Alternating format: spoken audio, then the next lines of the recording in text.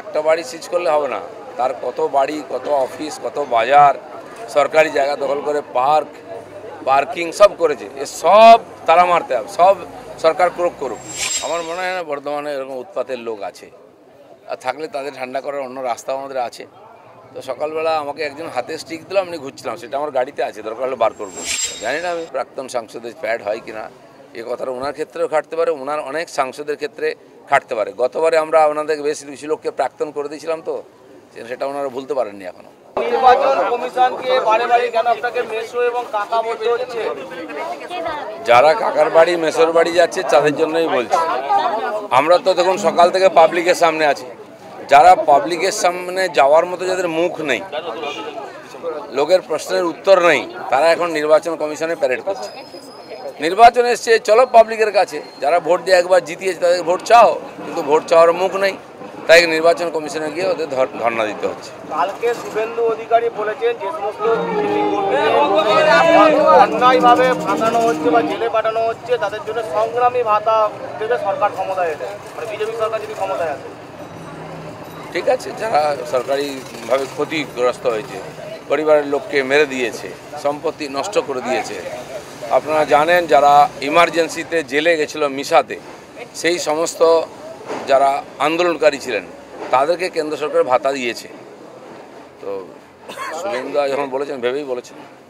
বলছি দাদা, কালকে তো দেখলাম স্টিক হাতে নিয়ে দুর্গাপুরে মর্নিং ওয়াক করছেন, সেখানে ঘনিষ্ঠজনের পরামর্শ ছিল, বর্তমানে কি পরামর্শ সেরকম আছে নাকি? আমার মনে হয় না বর্ধমানে এরকম উৎপাতের লোক আছে, আর থাকলে তাদের ঠান্ডা করার অন্য রাস্তা আমাদের আছে। তো সকালবেলা আমাকে একজন হাতে স্টিক দিল, আমি ঘুরছিলাম, সেটা আমার গাড়িতে আছে, দরকার হলে বার করবো।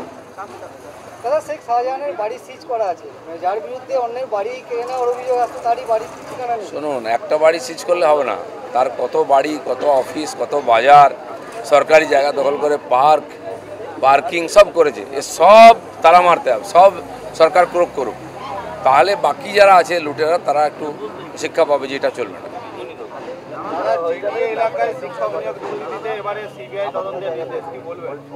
দেখুন, সিবিআই ছাড়া এখানকার কোনো অপরাধের কিনারা হয় না। এ রাজ্যে সরকারের উপর, প্রশাসনের উপর, পুলিশ, সিআইডি কারও উপর ভরসা নেই। আমাদের নয়, টিএমসির লোকেদেরও ভরসা নেই। তো সাধারণ জনতাকে যদি সুবিচার দিতে হয়, জাস্টিস দিতে হয়, অপরাধীদের যদি সাজা দিতে হয়, তাহলে ওই সিবিআই চাই, ইডি চাই, এখন এনআইএ এসছে, যে ধরনের রাষ্ট্রবিরোধী গতিবিধি হচ্ছে, বমব্লাস্ট হচ্ছে, তার বিরুদ্ধে এখানকার সরকারের যে যারা ডিপার্টমেন্ট তারা সব চাপা দেওয়ার চেষ্টা করছে। কারণ কি, তাদের লোকেরা তার সঙ্গে যুক্ত। খাগড়াগড়ের অপরাধী, বর্ধমান তো আপনারা জানেন, বমব্লাস্ট এখান দিয়ে শুরু হয়েছিল, আমিও এসেছিলাম সেই সময়। তো এই ধরনের ভয়ঙ্কর ঘটনা হয়েছে, তার কোনো কিনারা হয়নি, কাউকে সাজা দেওয়া হয়নি, এই পটাকা ফেটেছে বলে যাচ্ছে। এই সরকারের সময় এত পটাকা ফাটছে কেন? এত বাড়িঘর উড়ে যাচ্ছে, মানুষ মারা যাচ্ছে, হাত পা আলাদা হয়ে ছিন্ন ভিন্ন হয়ে যাচ্ছে, যেখানে বিস্ফোরণ হচ্ছে আপনি গিয়ে দেখুন, বাড়ি উড়ে যাচ্ছে, বাড়ির চাল খাম্বা পর্যন্ত উড়ে যাচ্ছে, যারা ওখানকার লোক তাদের হাত পা আলাদা হয়ে যাচ্ছে। এরকম বিস্ফোরণ তো অন্য কোথাও দেখি না আমরা। তো সেই জন্য এনআইএর তদন্ত করে এর পিছনে কি রহস্য, কোন তার কোথা থেকে যুক্ত, সেটা বার করতে হবে। দাদা, নাম না করে লকেট চট্টোপাধ্যায়কে অভিষেক ব্যানার্জি বলেছেন যে আপনি প্রাক্তন সাংসদের প্যাড ছাপিয়ে রাখুন, কি বলবেন?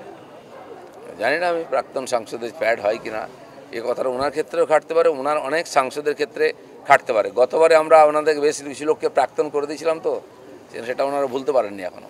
দাদা, আসানসোল এবং ডায়মন্ড হারবার এখনো তো বিজেপির পক্ষ থেকে ক্যান্ডিডেট দেওয়া হলো না, হয়ে যাবে। ডায়মন্ড হারবার তো অনেক দেরি আছে, বাকি জায়গাও আর দেশে অনেক জায়গায় বাকি আছে, চলছে প্রসেস।